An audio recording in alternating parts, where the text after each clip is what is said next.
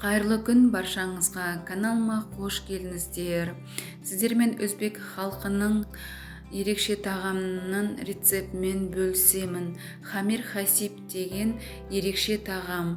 Өте дәмді болып шығады, жасап көрсеңіздер, өте керемет болып шығады. Жасалу жолы оңай, әрі жеңіл жасалынады. Жасап көруге кеңес беремін. Каналыма тіркеліп, подписка басып, қоңырауды басып, тіркеліп қойыңыздар. Видеоны соңына дейін қараңыздар. Алдымен біз қамырын илейтін боламыз. Бір жұмыртқаны жарып, жылы суымызға 2 шай қасық тұзымызды салып араластырып аламыз да, ыдысымызға жұмыртқаның үстіне қосып құямыз.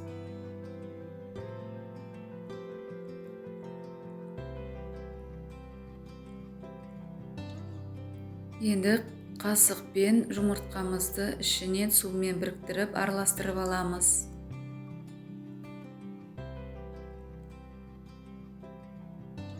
Араластырып болдық. Енді аз-аздан ұнымызды қосып отырып қамыр илейміз.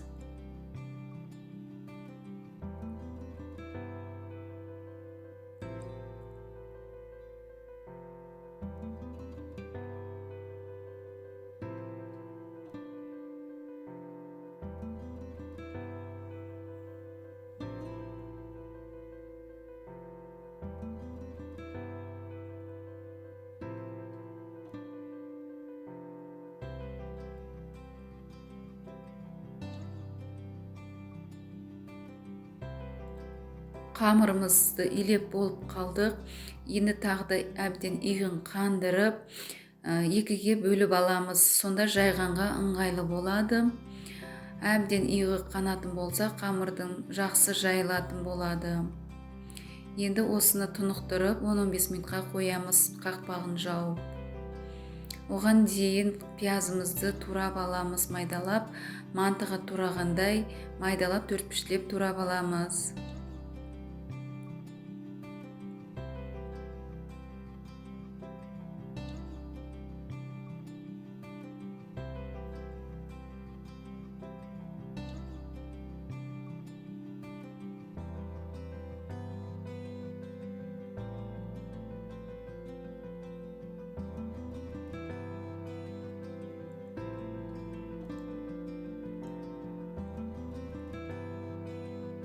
Пиязымызды турап болдық. Енді ыдысымызға саламыз. Ыдысымызға пиязды салып, үстіне фаршымызды саламыз, етімізді. Етімізді салып болған соң, үстіне дәміне қарай тұз саламыз. Тұздың үстіне паприка саламыз, қара бұрыштан саламыз, және қызыл ашты бұрыштан кішкене дәмін қосамыз. Дәміне қарай қосып, үстіне шала піскен күрішімізден салатын боламыз. Енді осы салған салмамызды кішкене араластырып біріктіріп аламыз.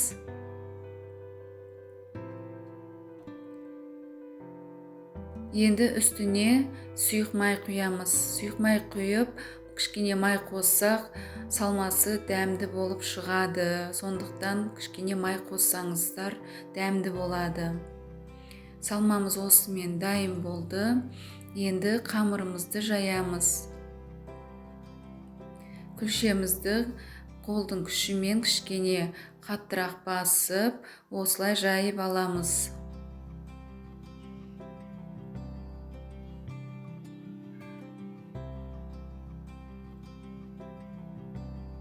Үлкейді қамырымыз. Енді оқтаудың көмегімен жұқартып, мантыға жайған сияқты ғып, сондай қамырдың көлемінде жұқартамыз.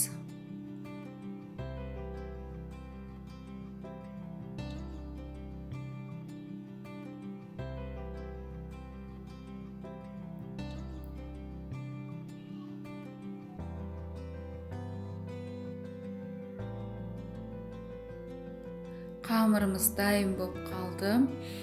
Енді қамырымызды кесіп дайындаймыз.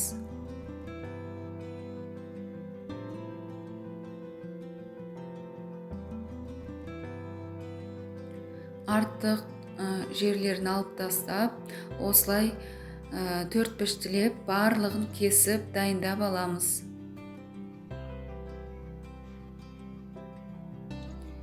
Кесіп болдық, енді барлығын кішкенеден тізіп отырып, ішіне салмасын салып түйетін боламыз.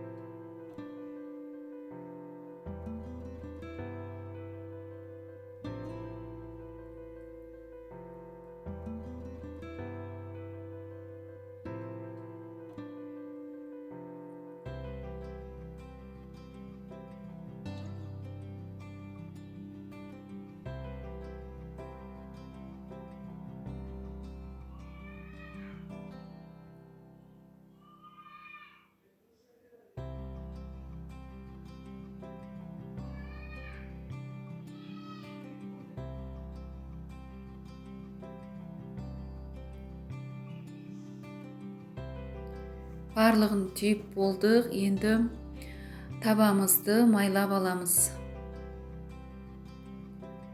Майлап алып,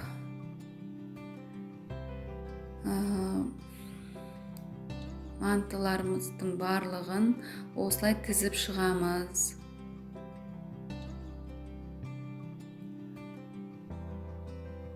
Барлығын тізіп болған соң, кисточканың көмегімен қамырдың бетіне барлығына май жағып шығамыз. Сонда қамыр сочный, күшті болып тұрады, жұп-жұмсақ болып.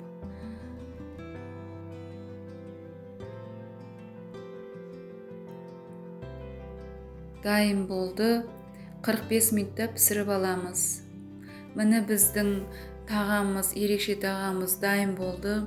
Өте дәмді, әдемі, керемет болып шықты. Жасап көріңіздер, жасап көруге кеңес беремін. Өте дәмді болады, дастарханда, қонақ шақырғанда өте әдемі болып көрінеді, және өте тойымды тағам. Жасап көріңіздер, жасап көруге кеңес беремін. Каналыма тіркеліп, подписка басып, қоңырауды басып, қолдап қоюларыңызды сұраймын. Тағы да дәмді тағамдар шығады. Видеоны жіберіп алмай қараңыздар.